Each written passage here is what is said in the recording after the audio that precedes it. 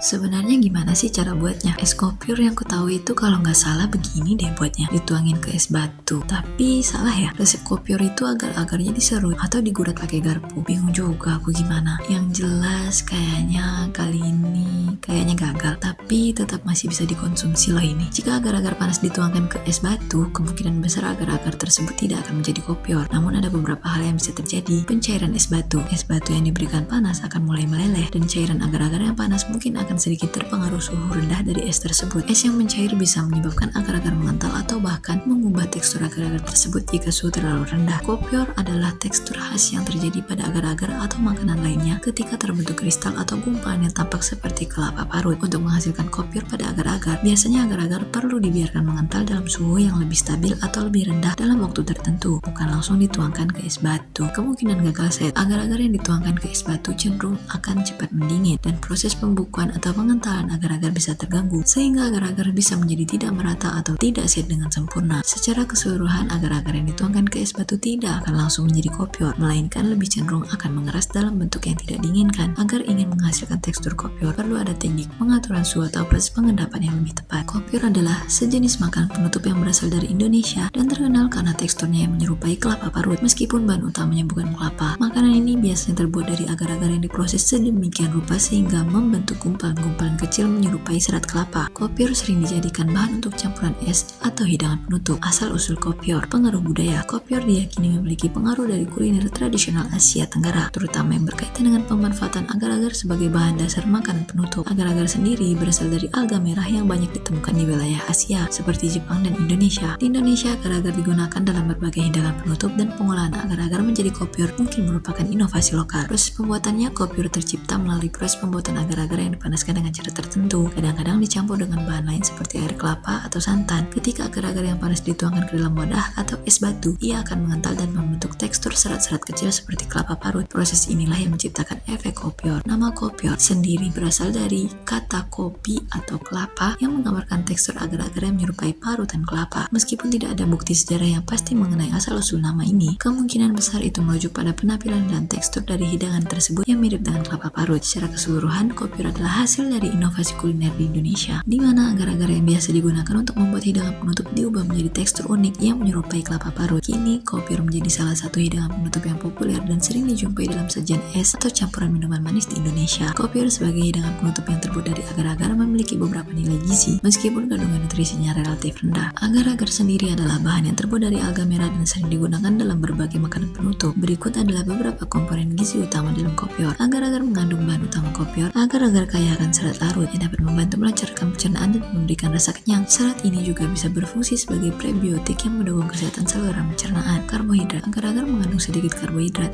tetapi hampir tidak mengandung kalori karena sebagian besar komponen utamanya adalah serat. Kalsium. Agar-agar memiliki kandungan kalsium yang cukup baik yang bermanfaat untuk kesehatan tulang dan gigi. Mineral. Selain kalsium, agar-agar juga mengandung mineral lain seperti magnesium dan zat besi, meskipun dalam jumlah yang lebih kecil. Garam. Agar-agar mengandung sedikit garam alami yang berasal dari alga, namun agar-agar sendiri sangat rendah kalori, lemak, dan protein. Bahan tambahan, misalnya santan, gula, dan es batu. Kopior sering dibuat dengan tambahan bahan lainnya seperti santan, gula, dan es batu yang mempengaruhi nilai gizinya. Berikut adalah rincian nilai gizi dari bahan tambahan yang sering digunakan. Santan mengandung lemak jenuh yang bisa menambah kandungan kalori dan lemak dalam hidangan kopior. Sebagai contoh, 100 ml santan kental mengandung sekitar 17 gram lemak. Kalori. Santan juga meningkatkan kandungan kalori hidangan dengan sekitar 200 kalori per 100 ml santan kental. Vitamin dan mineral. Santan mengandung vitamin C, zat besi, dan magnesium, meskipun jumlahnya tidak terlalu tinggi.